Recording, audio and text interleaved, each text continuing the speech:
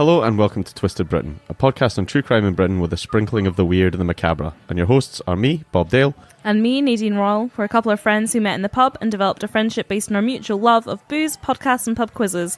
We met in the Settle Inn in Stirling, and that's where we record our podcast. Each week we would normally tell a story of something twisted, one long one and one short one, but since this is our Halloween special, Happy Halloween everyone, we've decided that rather than trying to choose between us who was doing the long one and who was doing the short one. It was going to be a fight. We would do a medium-ish one each. Ish. We will, however, decide who goes first still. Based on the flip of a coin.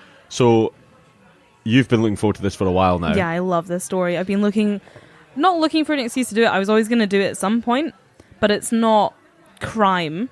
It's twisted. Yeah, that's and macabre, which is fine. Which is where we fit anyway. But now it's Halloween, and I've got every reason to do the story.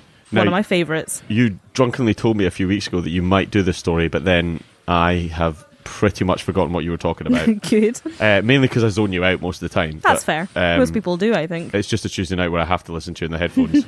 Rude. So, I presume you've enjoyed your research then? So much so. But I did freak myself out going a bit too far and a bit too deep with it and had to phone my mum when I walked down my scary lane to the pub tonight. Which was the funniest thing she's told me in ages. Well, you know, it's dark, it's scary, it's full Halloween weather out there though. It's like the lane's beautiful, it's dark, it's creepy, there's leaves blowing around. Normally I'd love this, but after looking into too many things and watching far too many videos, I freaked myself out. Yeah, fair enough. Mine I found by finding Scottish folk song. An interesting way in. Because originally I'd looked at doing, Scottish witch trials or The Last Witch in the UK or something about vampires or werewolves, and then I thought, you know what, I'll just have a look at monstrous human beings. So this is the story of the most monstrous human being. I have literally no idea what you're going to talk about, and I'm so excited. Good. I'm even going to read the ballad at the end. I'm not going to sing it? No, because I'd like to keep our listeners. I think you already kind of... I think if they've stuck with us through my horrific mispronunciation of a lot of different words and your atrocious Irish accent... Hey, come on now. I've only alienated one nation so far. Which I've got only one. I've got a few to go. So I will not sing. You'll all be happy to hear. But I will read it out in my best poetic voice. Well, I'm looking forward to it. Should we flip that shit? Let's do it. Hang on. Let me find it. Oh, dear. I'm going to change things up, seeing as we're doing a change of play. Normally I say I call what's going to land for you to go. This week I'm going to call heads for me to go first. All right, okay, cool. And heads it is. Hey, let's get going then. So, just because you want to tell this story, is that what it is? Without further ado. That's fine. I'm happy with that. So I'm not going to launch in with the title of what the story is or what I'm talking about. I'm just going to let it unfold before you like a beautiful story. Well, I was going to say it'll be a first, but I'll not. Fuck you. So, my story this week features a poltergeist, lovingly known as Fred. Ah, Fred the ghost. So scary, right? Was he a friend of Casper's? No, he fucking wasn't. So, the story of this poltergeist originates from the 60s, the 1960s. Okay. So it's a modernish haunting. Yeah, not too bad.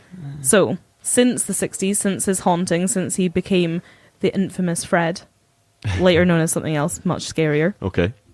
He has appeared in a book from 1981 called Poltergeist, A Study in Destructive Haunting by Colin Wilson, which please buy me for Christmas. Okay, not a problem. Hint. Yep. He was the subject of a 2012 horror movie called When the Lights Go Out, which I'm definitely going to watch now. On your own? No. Okay. I need to find a friend. He was investigated for the Halloween special of Most Haunted live in 2015. I do love Most Haunted live. I absolutely love it. Now, part of me loves it because I like watching going, this is how they've done that. But then occasionally you're like, occasionally it scares the shit out of you. Don't really know how they've done that, yeah. My favourite, I never seek to watch Most Haunted, but I always find that whenever I go away, you go away somewhere and you're staying in a hotel and you come back at the end of the night and you stick the telly on while you get ready for bed and that. It's always on. It's definitely a hotel room watch. It's so definitely, good, yeah. so good.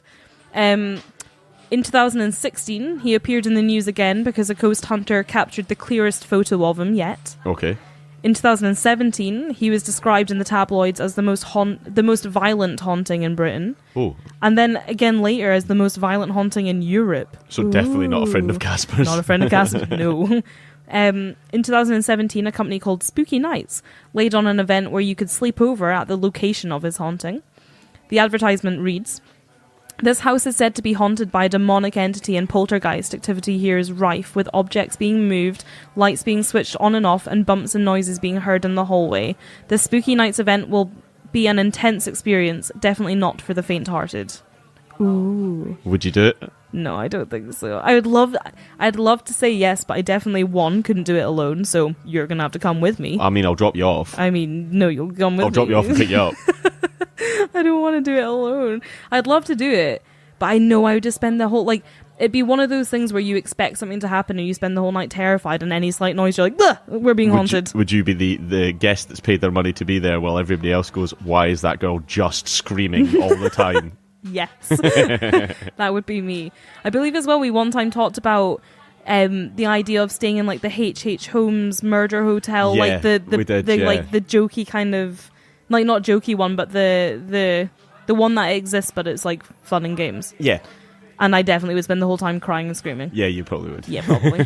So the same article which boasts about the sleepover event, which by the way only costs £59. Just 59 of your English pounds. Just a bargain, that is. To be scared Do you shitless. get a full breakfast for that? I don't think it's bed breakfast. It also, this website also has a video of a group of ghost hunters. Hunters. I keep putting a D in there. Supposedly spotting the poltergeist before one of them became possessed. Now, I watched this video and it just so happens to cut off right before the possession, which is a bit shit, you know. Actor. Possession. But it's quite shit, I'm gonna be honest. Okay. It's like them coming down the stairs and like this one guy's doing a really bad job of like filming, definitely on his like mobile camera phone kind of thing. Blair Witch type thing. And then like it does like a quick pan to behind them and back again, and they like freeze the video and then like circle this thing in a mirror that kind of, I suppose, looks like the shape of a person, but it's just like a shadow, you know? Yeah. Rubbish. But I was a bit scared to watch it before I watched it, in case it was real. And then there was also a supposed recording of him back in January 2018. So he's still kicking modern. about. He's still working around. Still making a name for himself, good old Fred. So the most famous ghost story, arguably, in the whole of Britain is the Enfield haunting. Yes, now I've heard of that one. Yeah, you must have. It's the big one. It's the biggie. And then I wrote this because I was going for a storyteller-esque kind of introduction into my tale. And now I don't know how... There's a first for everything. Just getting ripped apart tonight. So, about a decade before the Enfield haunting, a decade before, 2 little girls were levitated in their bedroom and had marbles tossed at their heads, our boy Fred scared the shit out of a family living at number 30 East Drive on the Checkerfields estate, East Yorkshire. Mm. You ready? That was Fred, not the Enfield one. Which, what? That threw marbles. No, that was at the Enfield. Right, okay, sorry. How... No, just because you said our boy Fred. You know, before that happened, right, our boy Fred already terrorised the family. Been there and done that. Right, Bloody Enfield. As you were. So, let's go. Jean and Joe Pritchard moved into the house in Pontefract, Clue. Yep. With their son Philip, who is 15, and daughter Diane, who is 12, back in 1966. Okay. Within the first year of them living in this house, the paranormal activity began.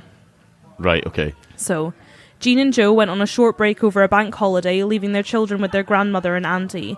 It was Philip, who is the son, and the grandmother who witnessed the first of the unusual happenings. Right, okay, so I'm just going to interject slightly here, because most of the poltergeist stuff that you ever hear about, it always tends to be the 12/13-year-old girl. Well, yes. In the Enfield case, it was the girls that like saw mostly everything happening, but the mum did witness a lot of it too. Yeah.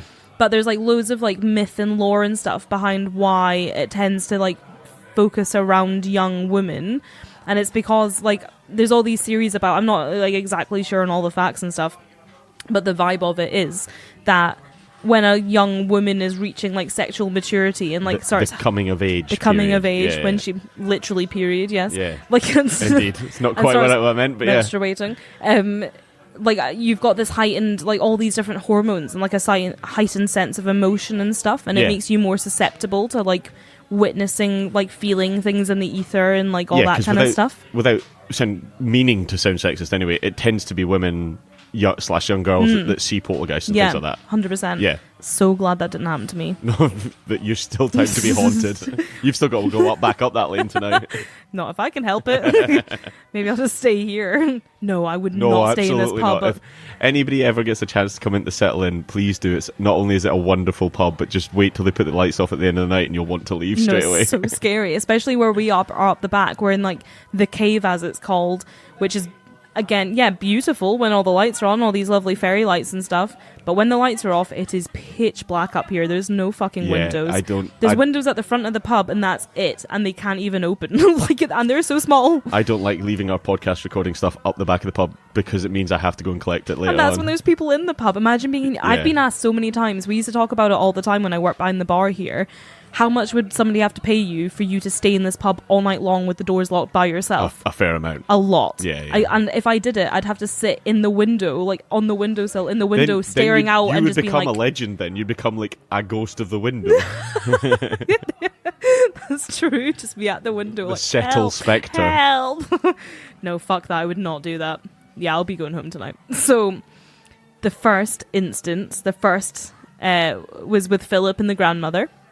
So they both saw a fine layer of chalky dust fall from midair and settle on every surface in the room. Okay. They insist that the dust couldn't have come from the ceiling as it fell from around shoulder height, which is strange. Right, yeah, okay.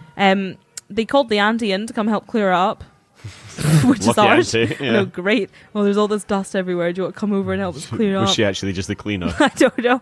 She came round, and then she was in the kitchen cleaning up some utensils, supposedly. Just in the washing cleaning up. Some spoons. Coming around to do all the washing up and stuff, poor old auntie. Where'd you get one of them? I don't know. But see, when she was in the kitchen cleaning up the utensils and doing the washing up and stuff, she found an unexplained puddle of water in the centre of the floor. She peed herself. This could be a good cover if you had. So, she went to clear up this puddle and she mopped it up, and every time she did, it would just reappear again. She needs to see a doctor. He's a tenor lady.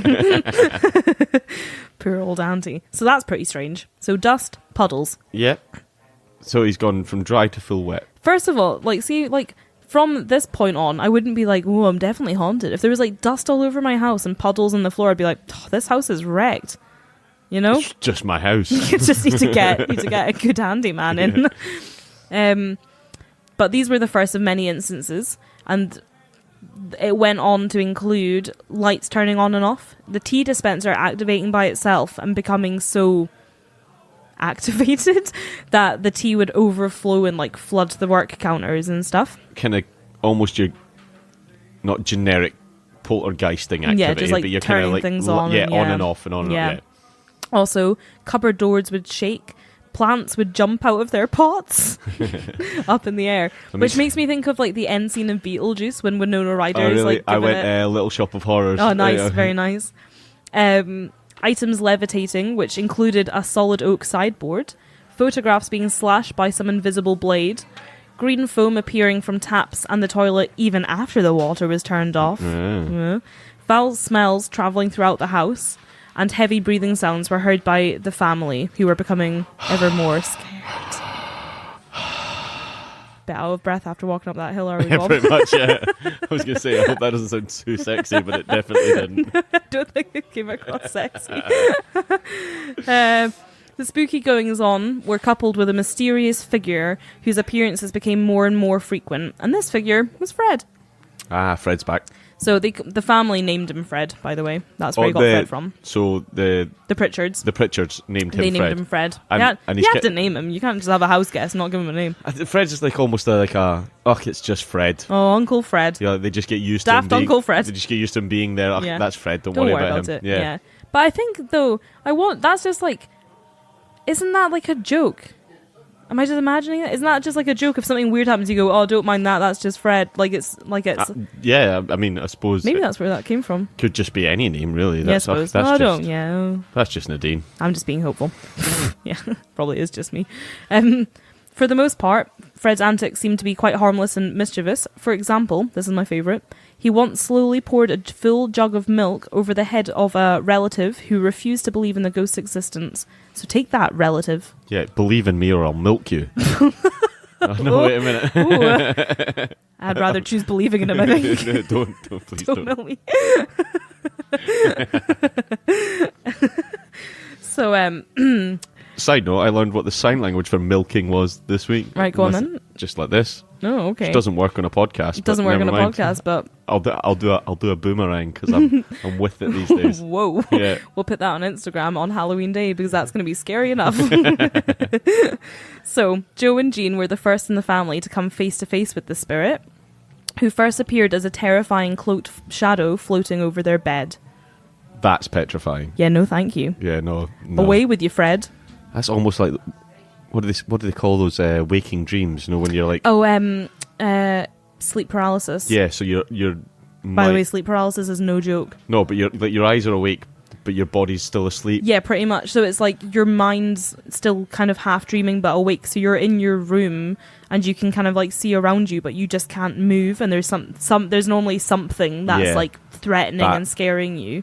It's I've had it. It's horrible. I was gonna say, it's horrible. It's never happened to me, but it's something that I've always thought if that ever happened to me, I would absolutely wet the bed. No, I've had it a few times, and it's never like people have like different experiences of it where it's like they can see exactly what it is that they're scared of, or it's something like above them, like on top of them on the bed. That tends to be somebody though, rather than something though. Yeah, does it not? when I've had it, I've like woken up loads of times, and it's always just been like in the corner of my peripherals where I can like. So it's not like I feel right in your like there's vision. somebody or something like near me and in my room, and I'm terrified, but I can't really do shit about it, and it feels like I'm too scared to look. Like that same. And then feeling. eventually you break it by moving a part of your body, Right, and normally okay. I break it by being able to look Like and be like, oh, there's nothing here. That same feeling, then you're walking down a street by yourself and you know there's nobody behind you, but you have to look. Pretty much. Right. But imagine not being so scared that you cannot turn around to look. It's horrible.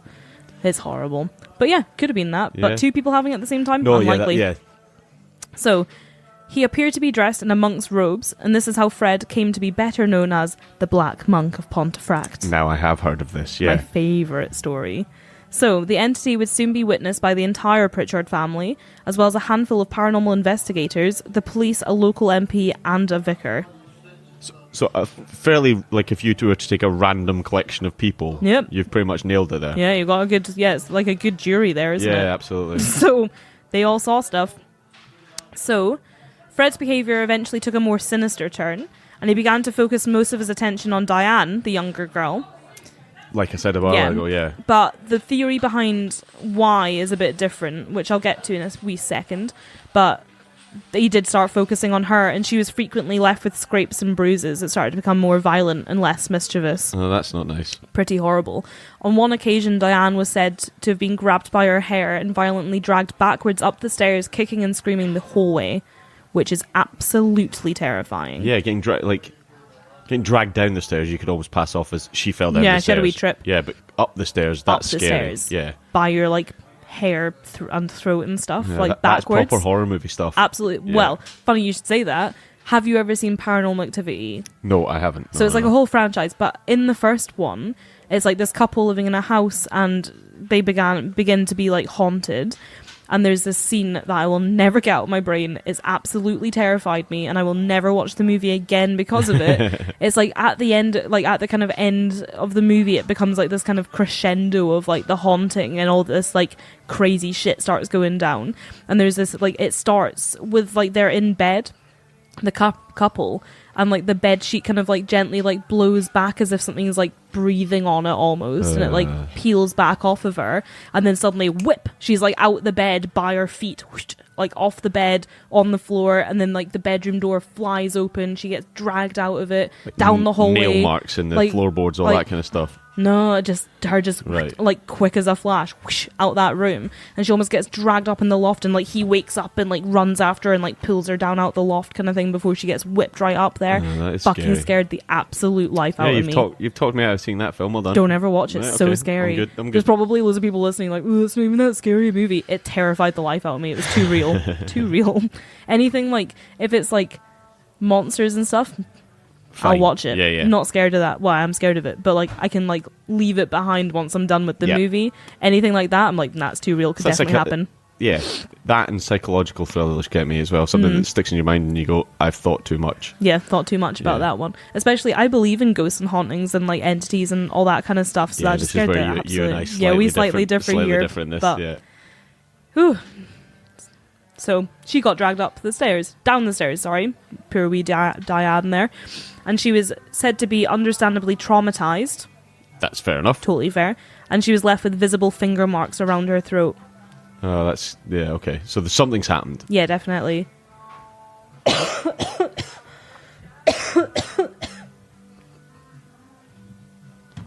my god. So despite numerous exorcisms and ghost hunters attending the property, nothing could make the ghosts leave. Jean Pritchard refused to be run out of her home, and she called in several clergymen to try and help her rid the house of the entity. If in doubt, phone the church. Do it. So, Fred, though, seemed to laugh in the attempts, like in the face of any attempt to be exorcised out of that house.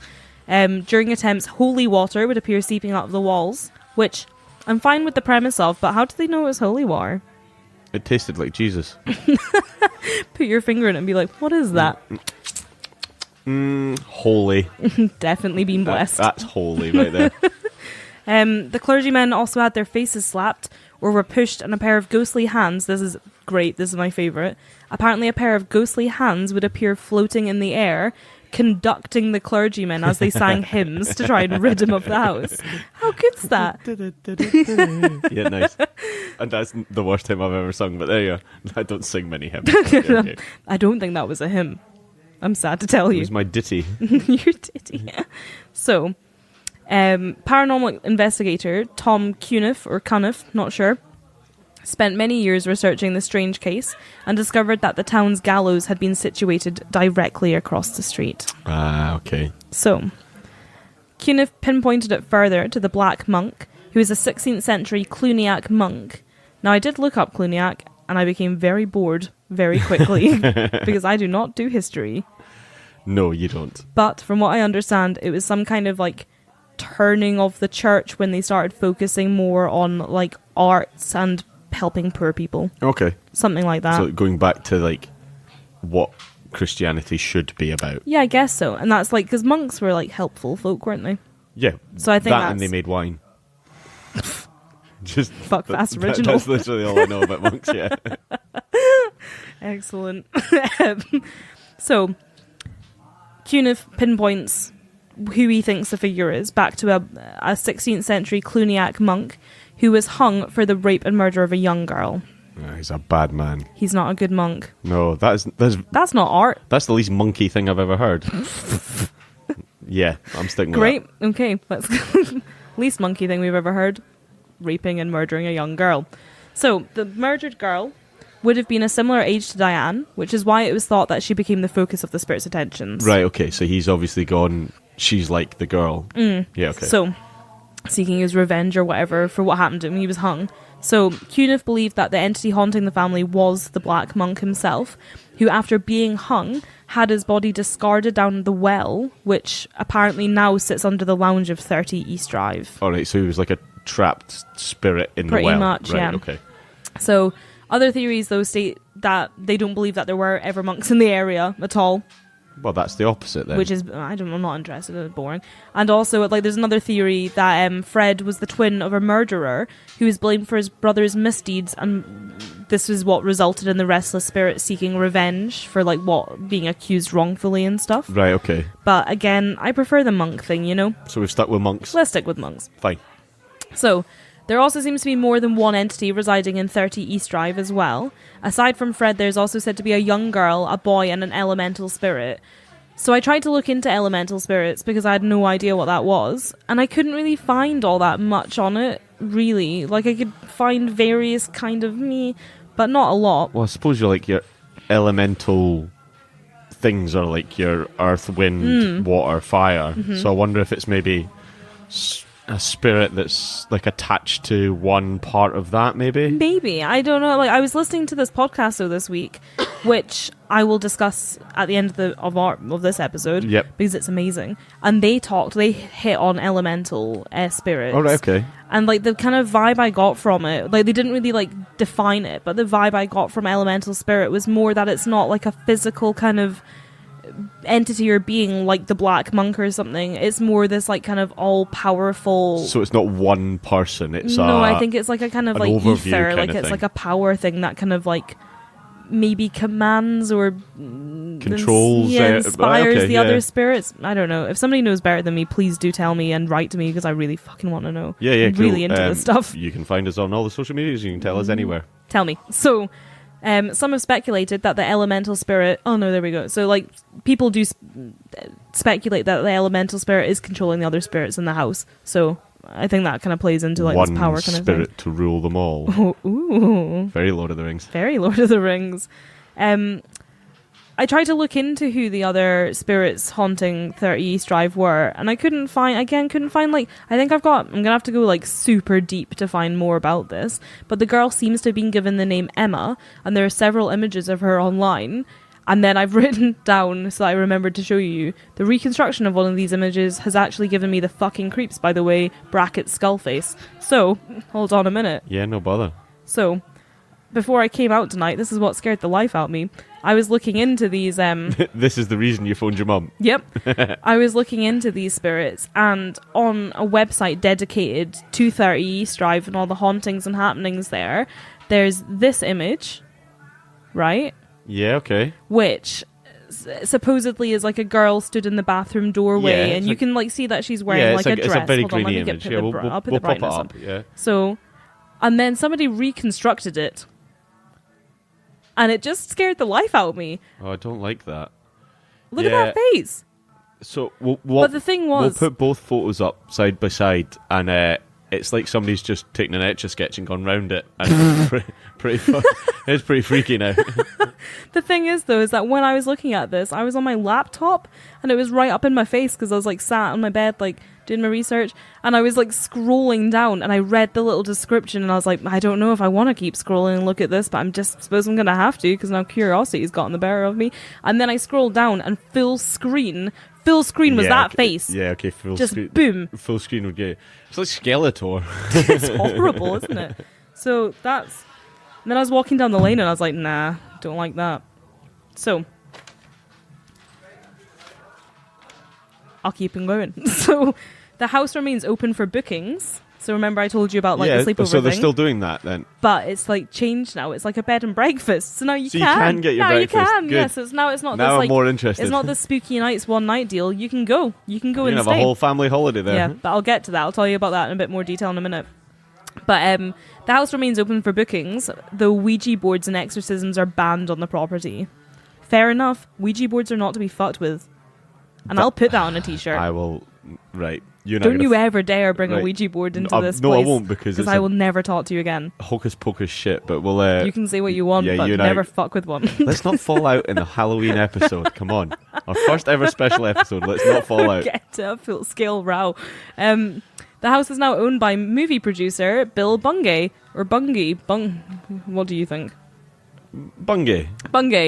Who decided to buy the house after making his movie When the Lights Went Out, which is vaguely based on the Black Monk of Pontefract. So he's trying to make more money. And then, I got so excited when I wrote this down, I've got so many exclamation marks written in my notes here. He made the movie with his good friend Pat Holden, who's a director, who comes from Pontefract.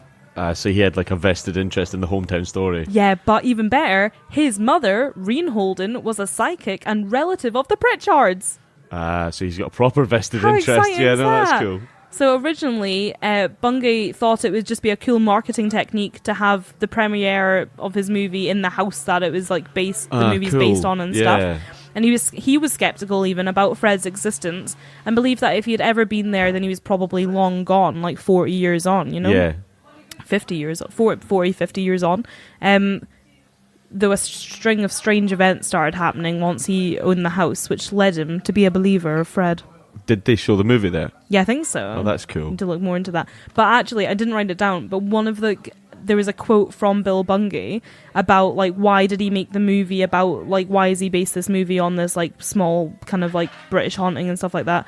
And he said that he was just so like enamored, this isn't verbatim, but he was just like so enamored with the idea of a ghost haunting like a English almost council house kind of thing rather than like a mansion, So it's not or that a country, church. it's not that country manor in the middle No, of nowhere. yeah, it's just like a your little standard house. Just two a wee up, house. two down. Yeah. Perfect. So I thought that was quite cool of him.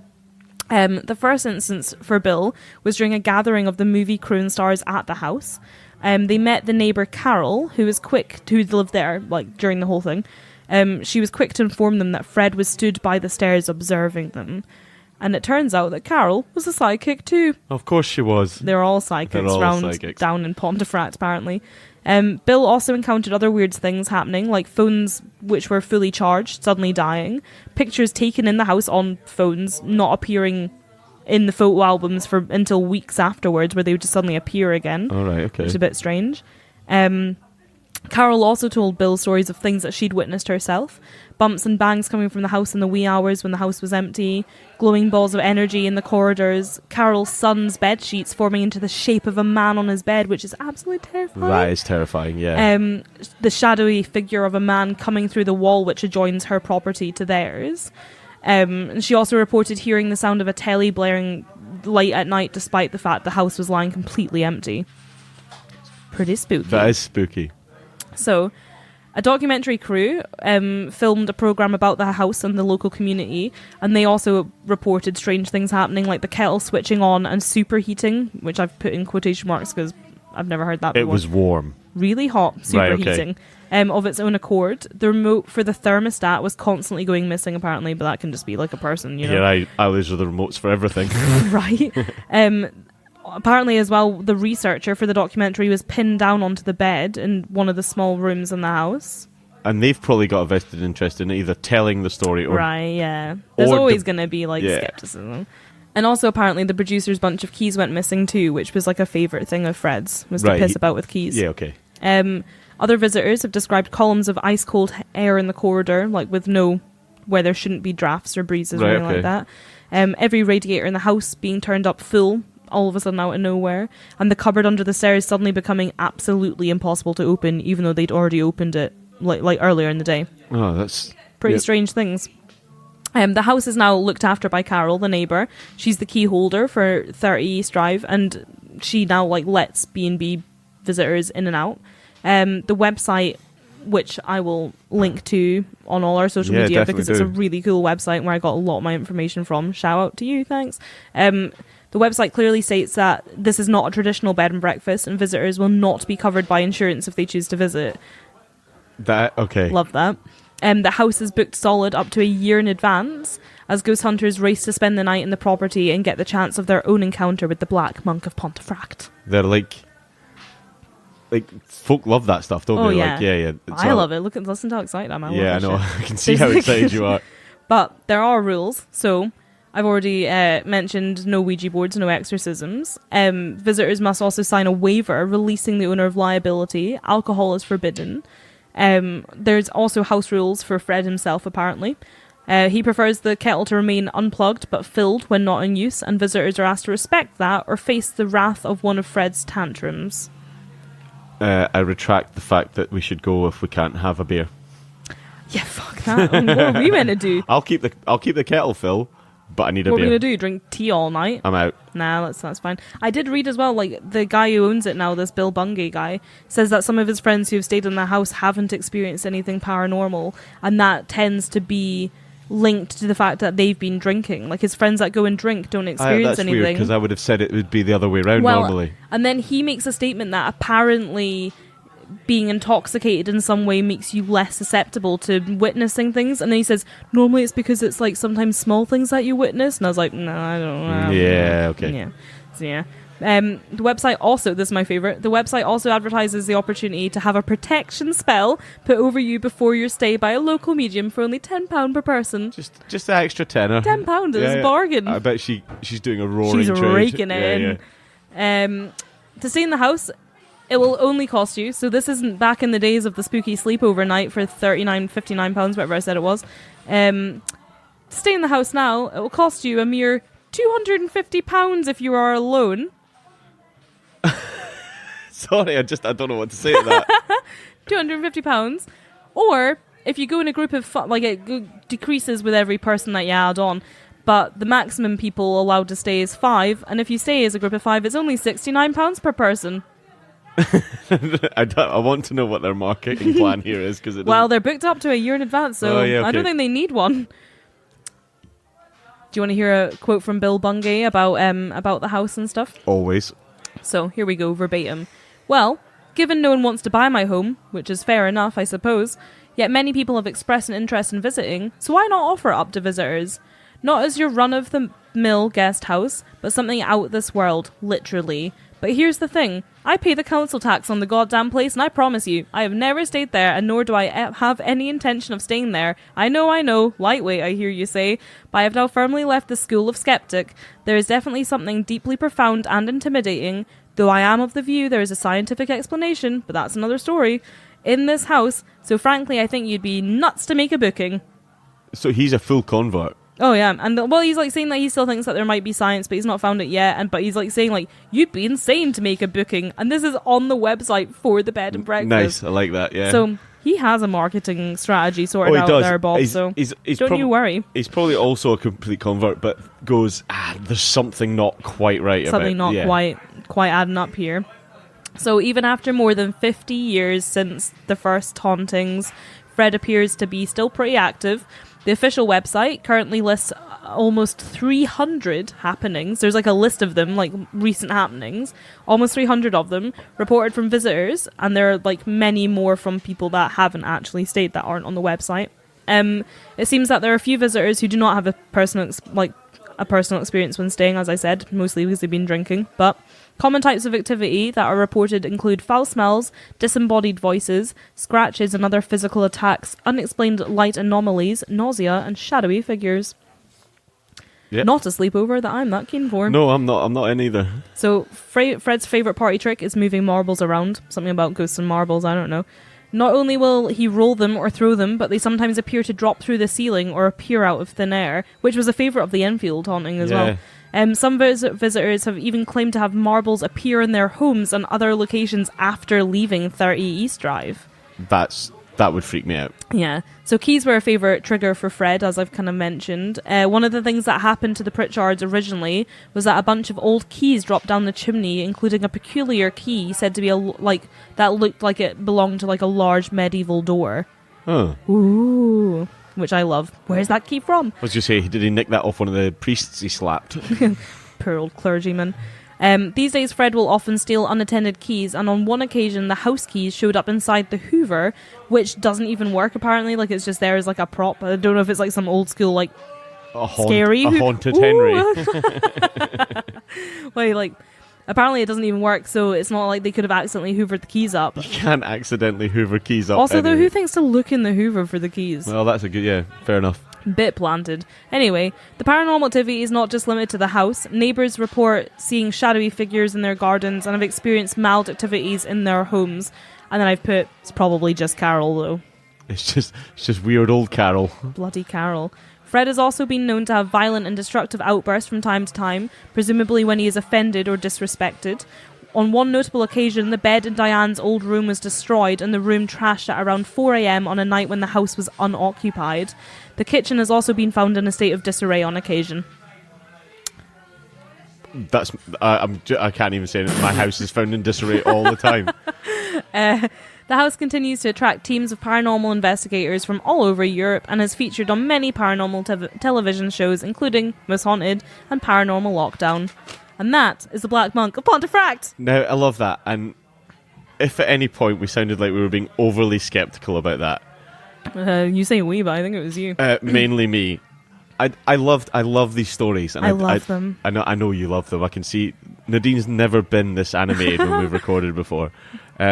I'd love to believe it, but I'd also rather love to believe, like Bungay did, that there's probably a reason for it all. And that's the thing is, like, there probably is, and like, I love stories of hauntings and stuff, but I do equally love a good debunking. Like, I love stuff being debunked and being Yeah. like, oh, obviously that's what happened. But I think there's a part of you wants to believe it. I think I like the debunkings more because every now and again you get stories and things that cannot be debunked and have not been debunked, and you're like, so they're the it's ones, real. They're the I ones love that it. make you kind of think, maybe. Yeah, I love it. But yeah. I totally believe in ghosts and stuff. I think they're real. Yeah, I'm almost the complete opposite. I would rather find a reason for it, but I love my photography and stuff like that. And when I see the photos that you show me there, you kind of go, well, it's a heavily grained photo. There's a way of faking them, and I'm like, but there is now, but not in the 60s. There wasn't. Yeah, so like, I don't think there's like photos really from the 60s as such. I think there's maybe one or two. All the like photos that are of the Black Monk are modern day, like 2016, 17, 18 kind of thing. So probably more likely Shit hot Photoshop. Yeah, definitely. But then you get people that are really good at figuring out whether or not things are photoshopped or not, and like debunking it and stuff like that. And I don't know if these ones have or haven't been debunked. Probably have been, but I'm not going to look too hard into it because I kind of like to believe it. Well, we will definitely put the bed and breakfast on our 100%. I've got the Twisted Tour of website. Britain.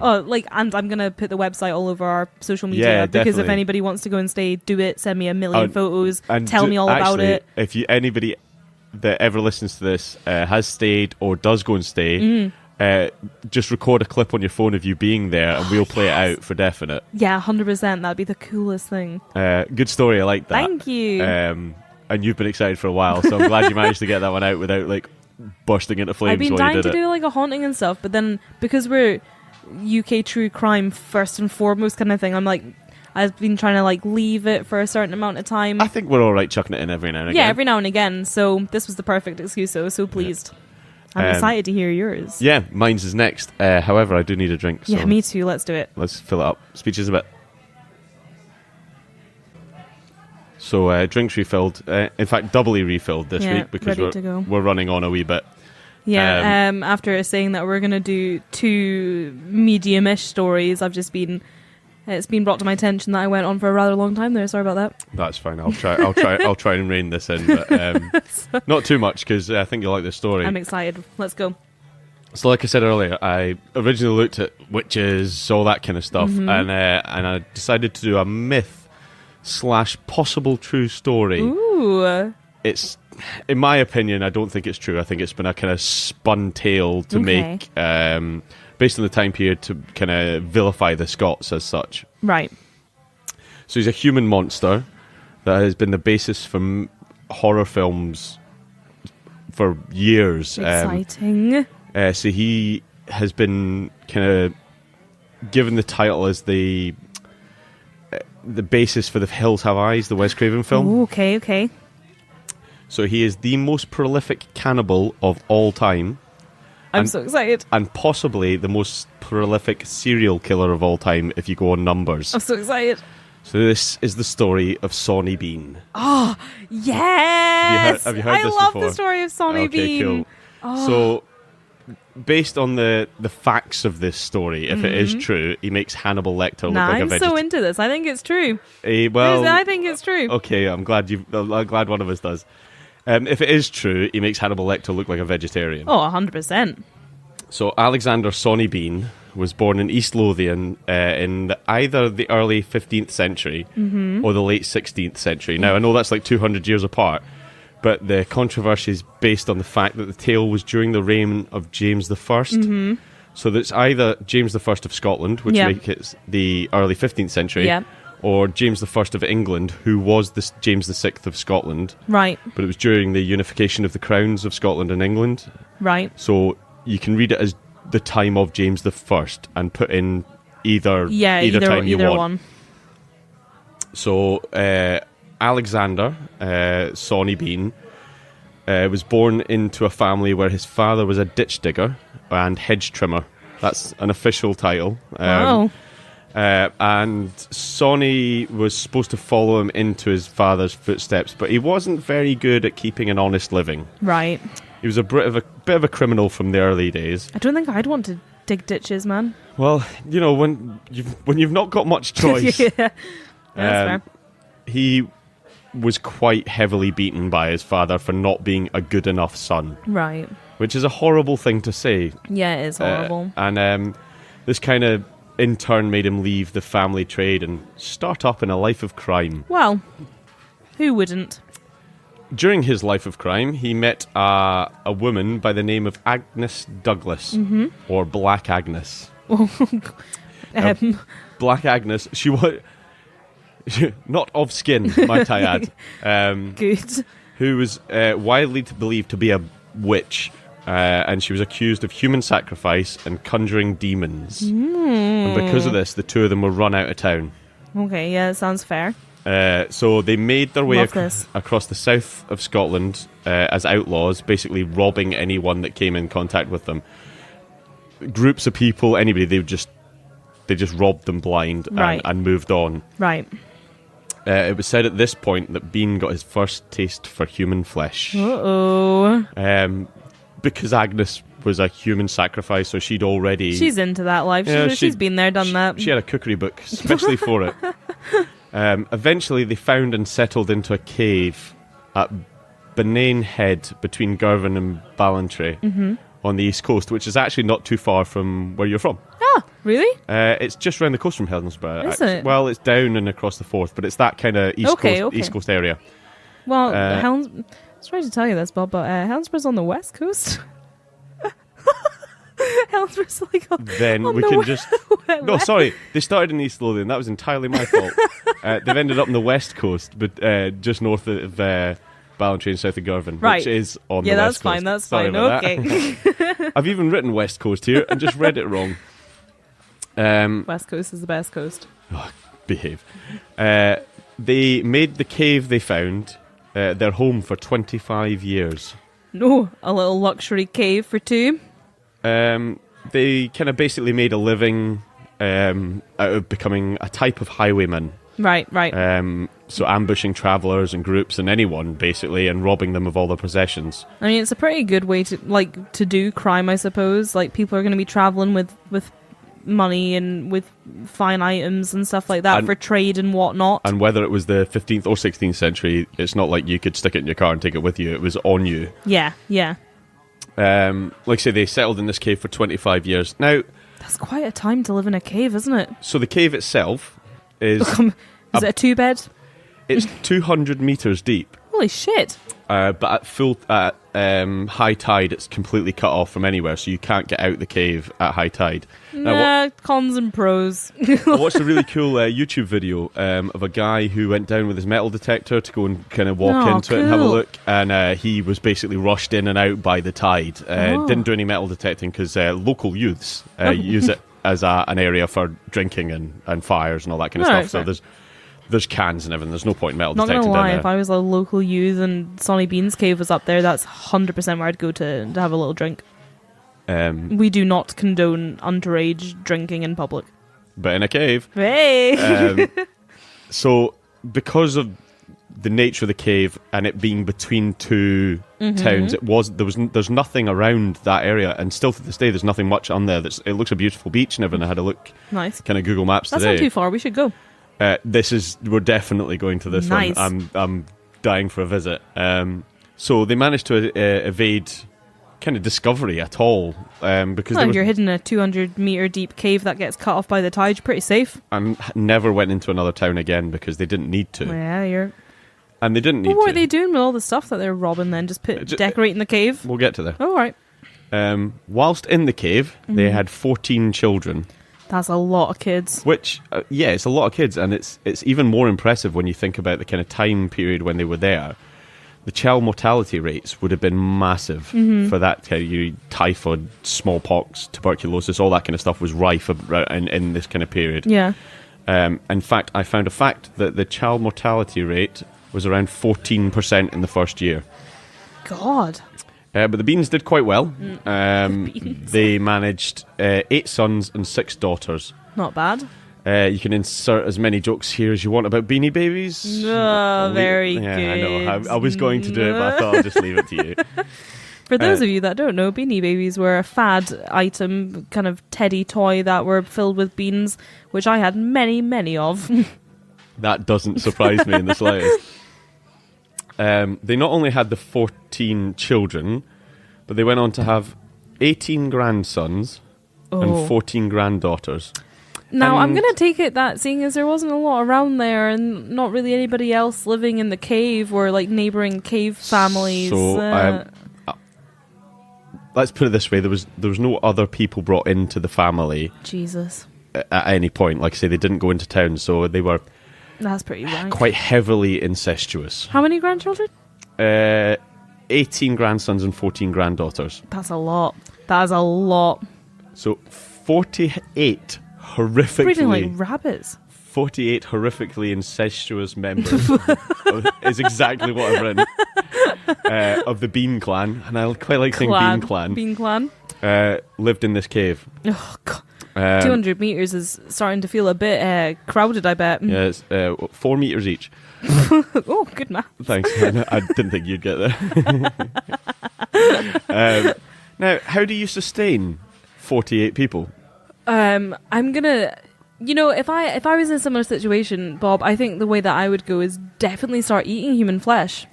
Well, funnily, you should mention that. The Beans came up with a rather simple solution. Mm-hmm. Rather than just robbing the people they killed, they brought the bodies back to the cave to feed the whole clan. I mean, I think after you've seen your sons and daughters fucking each other, you're probably not seen much worse. I don't think it was just the sons and daughters fucking each other up.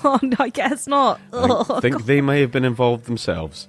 So like I say, rather than just robbing them, they brought the bodies back to the cave and fed the whole clan. Anything they didn't consume straight away, they pickled for consumption later. With what? Seawater, I suppose, possibly. You pickle stuff in seawater? That's salty water. It's just Does it have brine. to be salt? Yeah, that's how just you do brine it. Pickle thing? I thought it had to be vinegar. I don't know how to pickle stuff. Sure, check out my science here. I've done my bit.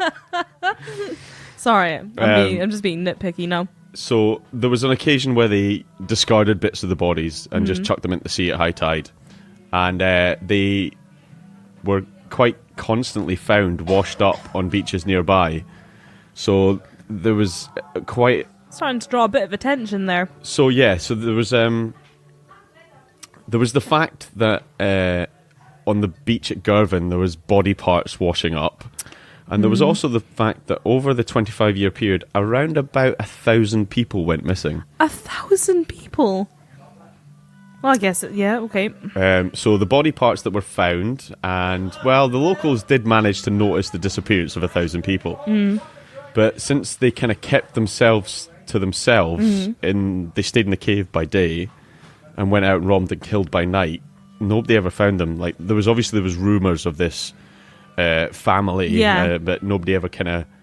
I mean, why would you go and look into that cave if you thought there was a cannibalistic clan living in there? Yeah, I'm not going to go into that cave very willingly. There were people accused and convicted of the murders of some of these people. So there was people that were wrongly hanged and kind of tried for the murders of some of these people, not the full 1,000, but of some of these people. But that kind of stands aside with it when you look back at it and go, nah, this was all the Beans. God. However, it did change one night. It all changed one night when there was a fair in the local area. Ooh. So there was a kind of fun fair in town, and there was a couple walking back from the fair along the coast path there, and they were attacked by, I quote, a band of savages. I bet they were. Now, this is... How did they clothe? Oh, no, they just stole everyone else's clothes. Never mind. They stole everything. Yep. Including their entire body. Fair point. If we're doing books at Christmas, the one I want is the Newgate Calendar. Right. So the Newgate Calendar is basically a kind of true crime magazine from the 1800s. Oh, nice. And it looks cool as. I had a look at it. You can still buy it. The original kind of graphics in it and everything are really, really cool kind of pencil sketches and everything. So this is an extract from the Newgate Calendar that was one of the first kind of written down accounts of the Sonny Bean story. Okay. A man and his wife behind him on the same horse coming one evening home from a fair and falling into the ambuscade of the merciless wretches, they fell upon them with most furious manner. The man, to save himself as well as he could, fought very bravely against them with a sword and pistol, riding some of them down. Riding some of them down by main force of his horse. In the conflict, the poor woman fell from behind him and was instantly murdered before her husband's face. Oh, God. For the female cannibals cut her throat and fell to sucking her blood with great gust as if it had been wine. This done, they ripped upon her belly and pulled out her entrails. Such a dreadful spectacle made the man more abstain in resistance. As expected, the same fell into their hands. It pleased Providence, while he was engaged, that 20 or 30 from the same fair came together in a body, upon which Sawney Bean and his bloodthirsty clan withdrew, and made their best the way back through a thick wood to their den.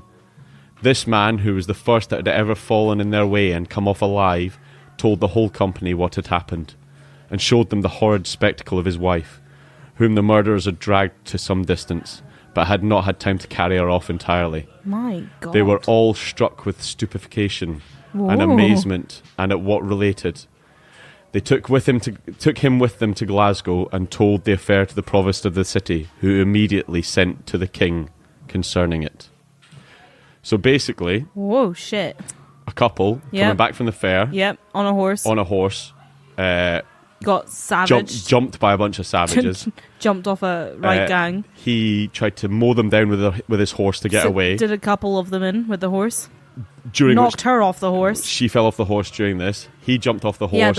He had a pistol and a sword. And tried to fight them off. Nice. During which time his wife was butchered and eaten in front of him. And had her blood sucked right out of her. This made him have put pretty grumpy. And just a tad perturbed. He managed. So there's no kind of account of how many of the Sawney Bean clan were there attacking them, but by all accounts, it was quite a fair few of them. I mean, so what we're at? So we've got the mum and dad, and then we've got the 6 daughters and 8 sons. Yep. So what we're at? That's 16. Yep. And then we've got 12. 14 sons and 16 granddaughters, I think. There's 48 of them in total. Jesus Christ. All accounts spring between 45 and 48, but 48 is the number that kind of returns every time I looked at different things. That's absolute. I wish that my face during the entire reading that you just did there could have been documented, because it was just my mouth hanging agape with disgust. So I would guess that not the entire clan didn't go. You know, there'd be the pickling factory was going on, and but let's go with even half of them, like even 24 of them there. Yeah, leave the good picklers at home. We need them. Yeah, we need the picklers at home. But he managed to hold off the group of savages until another party of fairgoers happened upon the body, to which he was like, "Look at my wife that they've half dragged off. Look at this shit." They bolted when they saw the other group, because obviously they went, "Well, we can't take on all of them." Yeah. And then they went to Glasgow, reported it. Then that guy went and told the king about it, because he was quite concerned. So the provost went to the king. What's a provost? So he's like the Lord Mayor. Right. Okay. So this was the first time anyone had escaped the Sawney Beans. The Sawney Beans. This is insane. And the king raised a band of soldiers of around about 400. Oh, nice. Along with the king, who went himself. Do you know what? I'm all about this old-timey kind of stuff when kings went into battle and stuff. I think that's like proper noble, you know? Like, the king used to be like the first guy in there, you know? Maybe not the first one, but they were warriors. They were warriors as well. That's what made you a good king, right? Was like you were sick at battle. You need to stand by your men. Yeah, I think absolutely. That's amazing, though. Stand by my man. I was going to sing, I won't. Yeah, don't. One thing we will never do in this podcast is sing. I already did. I sang Chaka Khan that kind of time. Oh, you did. That's right. 400 soldiers, along with the king, were put together to search them out. They were guided to the area by the man who had been attacked, and with the help of bloodhounds, they found the entrance to the cave. So cool. This is the coolest thing. When they entered the cave, they were met with the most horrific sight ever imagined. I don't even. You just can't, like. There's one corner for pickling, one corner for shagging your sister. There's one bit for bodies. Worst B&B ever. I'd rather take a night stay at the 30 East Drive, thank you. I thought you. We were talking about that earlier. I was like, you wait till you hear about the cave. So limbs and torsos of men, women, and children were hung in rows along the cave, drying like beef. Limbs pickling in jars, and some fresh meat standing to be cured. That's disgusting. Along with gold coins, jewellery, clothing, and anything else that would have been left. They didn't have any use for that gold.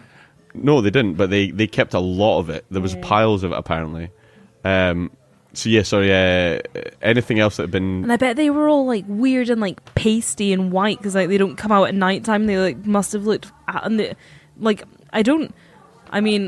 I'm no chef or a nutritionist, but I don't think that human flesh can sustain you that well to give you a healthy complexion and stuff, you know?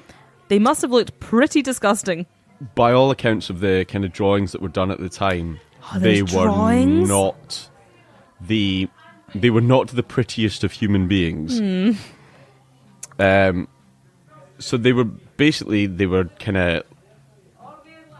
walked into this cave to see this horrific sight, and 48 murderous, cannibalistic human beings in a cave, and now they'd been cornered and didn't know what to do. So there's two stories as to what happened at this point. Now, right. I've taken the more kind of common account on it. Right. The non-common account is that they just blasted the cave and left them in there. Right. Now, I've chosen to not take that. Blasted as in... Like, just closed it, like, left them in there. That'd be fair. But the cave's still there. So they probably couldn't have, So that's why I went, because you can still find the actual cave.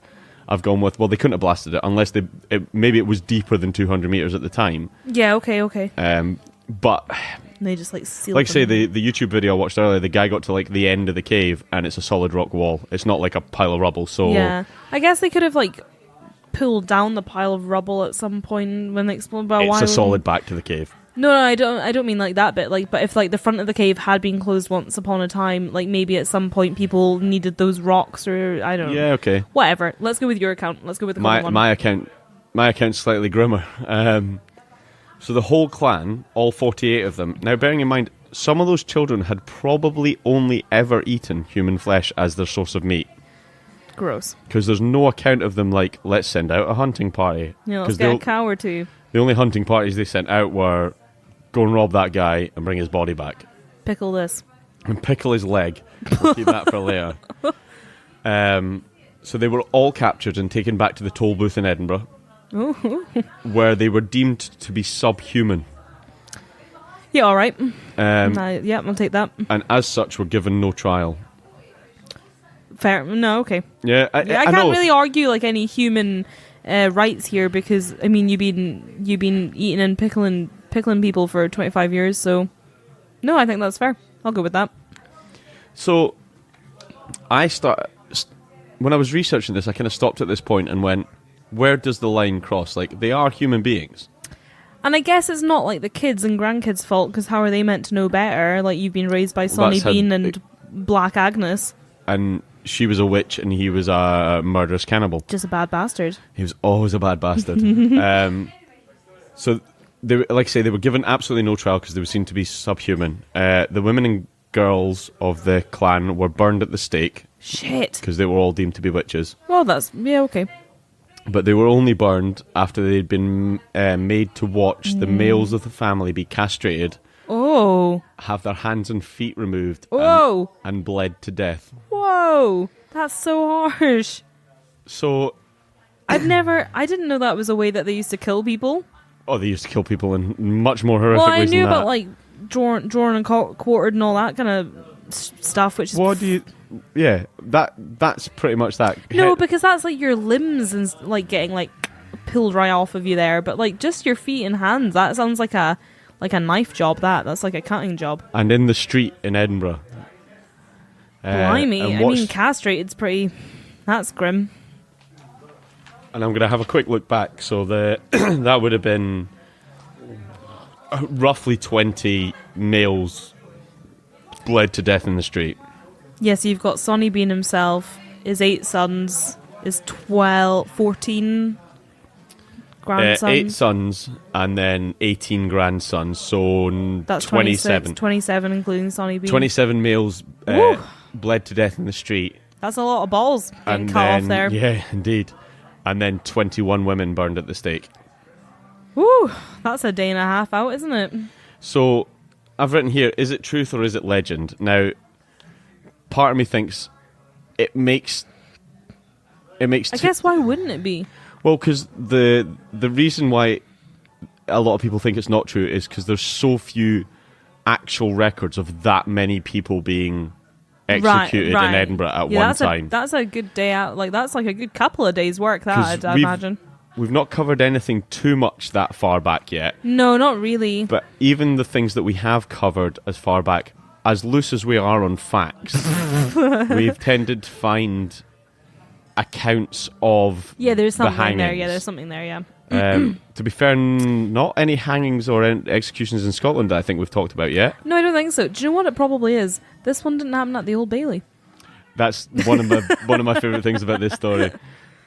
So I've gone down the legend route because at the time there was a lot of vilification of the Scots by the English. Right. That we were all savages and why would you ever want to deal with the men of the north and they're beyond the wall. So I'm not talking Game of Thrones beyond the wall, no. but beyond Hadrian's Wall, everyone was Pictish and savages. Pictish, good word. Thank you.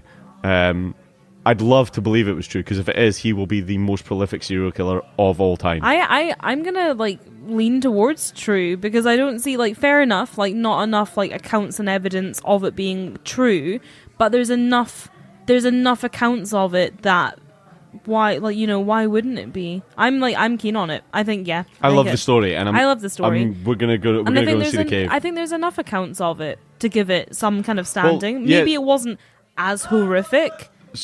Or as much, but the Newgate calendar that I took the quote from earlier was from the 1800s. So at best bet, it's at least 200 years after the fact of it. Mm-hmm. Whether it is or isn't, I feel no. Carry on. So whether it is or it isn't true, he's been kind of immortalised without using his name. Yeah. So, like I say, Wes Craven, Hills of Eyes, based the Hills of Eyes on the story of Sonny Bean. He's also there's arguments to say that he was the first kind of version of Hannibal Lecter. He was the first version of Leatherface. Oh, nice. He was the first version of basically anybody who was cannibalistic. Well, he must have been absolutely terrifying if he was real. Absolutely, petrifying, unimaginable. Take your poltergeist. I'll spend a night with him rather than spend a night with Sonny. Right. Absolutely. And like I said, I looked for a story that was monstrous humans, and there are when you Google that, you get all the everything. You get the Wests, you get all that kind of stuff. Yeah, but this is the proper were monstrous humans. Of course they were, but this is the proper. Oh no, this is. He's a monster. Yeah, disgusting. And like I say, I found this story when I was. I kind of came across a folk song by a guy called Lionel McClelland. Unfortunately, Lionel McClelland passed away about 8 years ago. Beautiful, beautiful folk singer. Check him out. I'll put a link to his. There's some stuff from Celtic Connections, which is a Scottish folk festival that happens every year. And anybody who's listening in Scotland should definitely check out Celtic Connections. There's a recording that I found on SoundCloud of his from 2010, which is not too long before he passed away. It is beautifully sang. I will read the lyrics to his song, which tells the story in about 10 verses. Nice. But let's do it on the way out. I was going to say, if you'll indulge me, I will end the podcast with a ballad. Yeah, I'd like that. Let's do it on the way out. So there you go. That's the story of Sonny Bean. That was amazing. I'm so chuffed that you did that. I fucking love that story. I've heard it minorly a few times and come across it, not whilst researching this podcast, but just come across it because it's a biggie. But I love it. But what I was going to say was it wouldn't be the first account of something happening way back in Scottish history that's been twisted a bit, because when you think of please Scotland, do not hate me. I'm ready. When you think about William Wallace, And the story of William Wallace, it has been romanticized because he was written into a poem by Harry the Blind or whatever he was called. So and he was fairly romanticized because when he was around and kicking about, quite a lot of people didn't like William Wallace, and he's like been painted as this people's hero, which I think he did eventually end up as, but he wasn't always seen that way. He was like a scoundrel and a nuisance. And I'll throw my 2 cents in here, rebel. And I'll try not go down a political affiliation in any way. He, one, did not look like Mel Gibson, no matter what the statue at the bottom of the Wallace Monument looks like. He was a rebel. Yeah, right. That's what I'm saying. He was a fighter. He wasn't your he caused noble a lot of trouble kingsman. For some people, I think. But he was fighting for what he believed was right, which is fine and great, and I will always stand for that. And I'll 100% agree with you. But I'm just saying he wasn't always the people's person. No, and I'll 100% agree with you that it has been romanticized, because what good folk or lore story hasn't been romanticized? Well, exactly. This one, however, hasn't been romanticized, but I'm just saying it wouldn't be the first time it's been blown out a little. Absolutely. So if it was 100 people, I wouldn't be surprised. If this was a true story and it was 100 people, rather than 1,000, I wouldn't have been surprised to see that extra zero in the end. Yeah, that's fine. Yeah. I think it's true. I like it. I'd love to think it was true because it's a great story, and the cave is there, and we need to visit it. Maybe we'll go in and there'll be the faint aroma of pickle. Sadly, when you go in now, it's covered in graffiti and beer cans and empty 2020 bottles and whatever. But yeah, that's my story. I loved it. Good job. Yeah, I really enjoyed reading that one this week. I've got a few shout outs this week. Go for it, because I actually don't this week, so go for it. Yeah, this week I've been back on top of listening to new stuff and getting out there and listening to new podcasts a little bit. So first of all, though, I'd actually like to shout out the website for 30 East Drive, which is just simply www.30 numerical 30 eastdrive.com, which has all the accounts of recent happenings and stuff that happened in the house, the history of the house, the reason that Bill Bungay's bought it and his little testimony about the house, information about being able to stay there and stuff, loads of photos and stuff, which is where I found the photo of creepy little Emma, who's given me the absolute fear. But great website, really well put together, lots of information. Cool. Definitely check it out. But the podcast I've listened to this week, 2 of them. One of them is the cleaning of John Doe. So this one's been recommended to me a couple of times, and I've not got around to it yet. I've came across it, and it's so good. It's like this woman hosts it, and she is a crime scene cleaner, and she just talks about the kind of different experiences she's had cleaning up crime scenes. I've only listened to a couple, I've got to confess, but one of them was this really interesting one where it wasn't like a crime scene as such, but she went and cleaned up this guy's house upon his request, because he was like a hoarder, and like nothing like happens per se, but just like she talks about the things that she kind of comes across and like the feelings she gets, and it's just really like, it's just like an insight into somebody else's working life, the process of it all. Yeah, it's so cool. And it's like, I think it's her and her husband work together, or her and her partner, whatever, like work together like in this business cleaning up crime scenes and stuff, and it's just really interesting. It's in my subscribed show library that I've not managed around to yet. Get onto it, because it's really good, and there's fucking loads of episodes, so it's like a good binge listen to. Yeah, cool, I like that. So I'm going to get more into that. But the one I've been hooked on since episode 1, and I've been binging, like I listen on the way to work, on the way home from work, I listen in bed, I listen before I came out tonight. I love this podcast. It's called The Black Tapes, which was recommended to me by a friend, and it is a fictional podcast. And it's like... Oh, is this the one you were telling me about? Right, okay. So the premise of it is a girl this woman making a podcast, and like the premise of her fictional podcast is that she's talking to people with interesting careers, interesting jobs. And she goes and talks to this guy who is a paranormal investigator, and he works debunking these like paranormal stories and cases. And it's called The Black Tapes because he has a collection, like he keeps all his solved cases in white cassette boxes, and it's like some photos and a CD and like information about each case that he's debunked.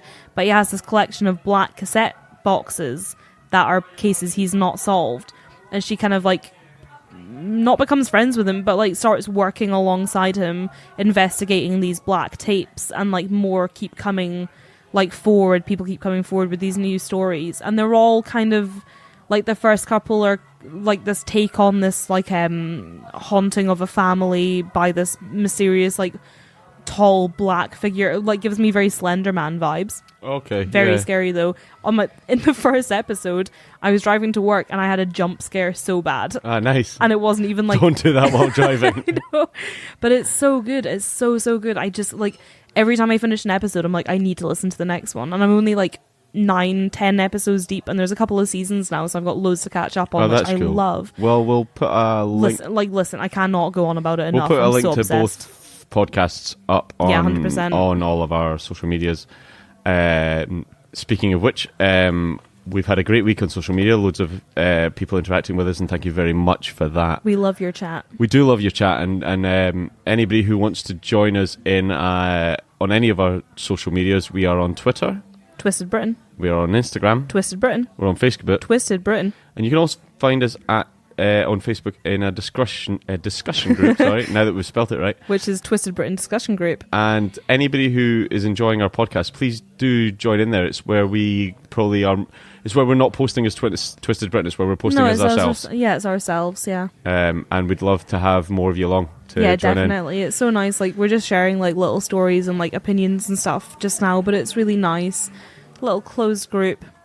And as always, if you like what you hear, the best way for other people to find us is by giving us a rating and a review. Yeah, we'd so appreciate it, especially on Apple Podcasts. Any like review and rating you leave there will bump us up in like viewability. Is that a word? Like, yeah, whatever. Like it makes us more findable, you know, and that's just huge for us. Like, we've hit a massive milestone this week and had 10,000 downloads, and now just over that, which is absolutely insane, and we're so grateful. Over 1,000 in the last 4 days, which is just insane. When we started this podcast, we said if anybody listened to it, we'd be impressed. We were like, yeah, if we get to 100 listeners, that'll be amazing. So please do give us a rating and review. And leave us a comment on anything. We're trying to be pretty good at getting back to everybody. I think we're good at getting back to everybody. Yeah. So, and we're just trying. Like, we're gonna start amping up our social media appearances a bit more, like make a bit more effort, because it is just so nice being able to interact with everybody. We really appreciate it. The only other thing I was going to say tonight is that we're part of a kind of small community of UK true crime podcasts, and there are other really, really great true crime podcasts out there. UK True Crime, Adam does wonderfully every week. So good. He had 100 episodes just this week when we're recording, which is congrats to you, and I'm a massive fan. Yeah, we've also just started like alongside another podcast called Seeing Red, who started around the same time as us, again doing amazing things. Bethan and Mark just started recording in their cupboard under their stairs, and I love that. It's very Harry Potter. We love that. They're great, and there's also They Walk Among Us, which is like a pretty prolific and like well-founded podcast already, which I started listening to about a year ago, year and a half ago or something like that, which I love as well. There's also loads and loads of other smaller podcasts that need your help, and if you get a chance to listen to any of them, give them a rating and a review, and it means a lot to anybody who's making one of these. We make them for the fun of it. Yeah, but, and point them in our direction, and vice versa as well, because I'd love to hear some more podcasts. Absolutely. And happy Halloween. Happy Halloween. Thanks for listening to our special. Yeah, I'm going to lead us out with the Ballad of Shawnee Bean. I'm so excited. Which I will put the SoundCloud link for Lionel McClellan's up, because he has a much, much more beautiful voice than I am. But this is the Ballad of Shawnee Bean. Sing it out. I will not sing. Go you not by Galloway, come bind a while my freen. I'll tell you so the dangers there, beware of Shawnee Bean. There's naebody that kens that he bides there, his face is seldom seen, but to meet his eyes, to meet your fate at the hands of Shawnee Bean. For Shawnee he has taken a wife, and his hungry bairns to wane, and he's raised them up on the flesh o' men in a cave of Shawnee Bean. And Shawnee has been well endowed with daughters young and lean, and they'd taken their father's seed in the cave of Shawnee Bean. And Shawnee's sons are young and strong, their blades are sharp and keen, to spill the bloods of travellers who meet with Sonny Bean. So if you ride for there to here, be wary in between, lest they catch your horse and spill your blood in the cave of Sonny Bean. They'll hang you up and cut your throat, and they'll pick your carcass clean, and they'll use the banes to quiet the wains in the cave of Sonny Bean. But fear you're not, our captain rides on the errand for the queen, and he carries with him the writ of fire and sword for the head of Sonny Bean. They've hung him high in Edinburgh town, and likewise all their kin, and the wind blows cold on all their bones, to hell they're all gone in. I love that. Happy Halloween. Happy Halloween. See you next time. Bye.